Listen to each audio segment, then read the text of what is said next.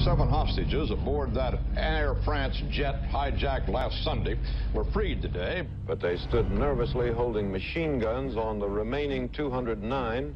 We got an ultimatum that on Thursday they're going to be assassinated. All of them. We had to plan within a very tight limit, something that had never been done before. This is our mission, this is our destiny, and we must do it.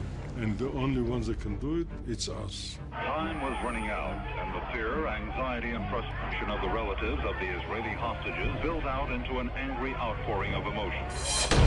We heard in the news that it was a rescue mission, and that the hostages had been freed, and that one officer had been killed.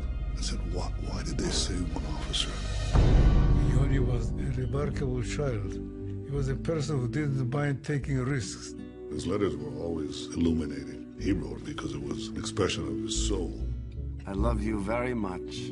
I say it with a cry, with somberness, and with longing. Miss you, Yoni.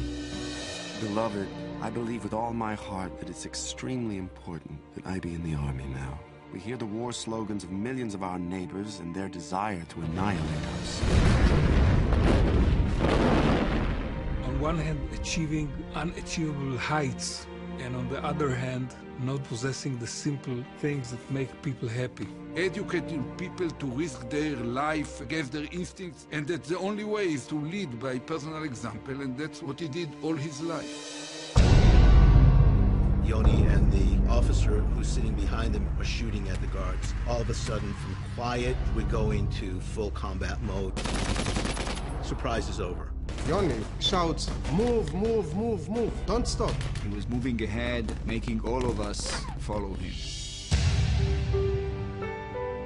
I must feel certain that not only at the moment of my death shall I be able to account for the time I have lived.